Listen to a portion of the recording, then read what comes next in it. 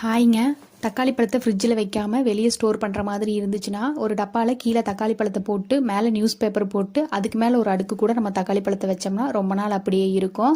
அடுத்தது பார்த்திங்கன்னா இஞ்சி இது 2-3 டேஸுக்கு வர்ற மாதிரி மட்டும் ஃப்ரிட்ஜில் வச்சுட்டு பேலன்ஸ் இருக்கிறத ஒரு டப்பாவில் மண் போட்டு அந்த மண்ணுக்கு அடியில் இஞ்சியை புதைச்சி வச்சிட்டோம்னா ரொம்ப நாள் நமக்கு யூஸ்ஃபுல்லாக இருக்கும். அடுத்தது வெண்டைக்காய் இது வாங்கிட்டு வந்தோடனே ஃப்ரிட்ஜில் ஸ்டோர் பண்ணாமல் வெளியவே வச்சிட்டோம்னா நம்ம ஃப்ரையோ குழம்போ வைக்கும்போது அதோட வலுவலுப்பு இல்லாமல் நல்லாயிருக்கும்.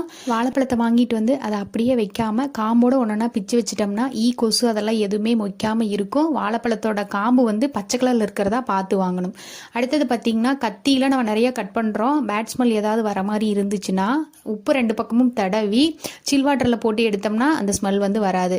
பால்காய் வைக்கிற பாத்திரம் இருக்கு இல்லைங்களா, அது பால்காய் வச்சதுக்கப்புறமா ஒரு மாதிரி அடி பிடிச்ச மாதிரி இருக்கும். இதே சில் வாட்டரில் கழுவிட்டு அதுக்கப்புறம் பண்ணிங்கன்னா அந்த மாதிரி அடி பிடிக்காமல் இருக்கும். சரிங்க, போயிட்டு வரணுங்க. நாளைக்கு வீடியோவில் பார்க்கலாங்கன்னு.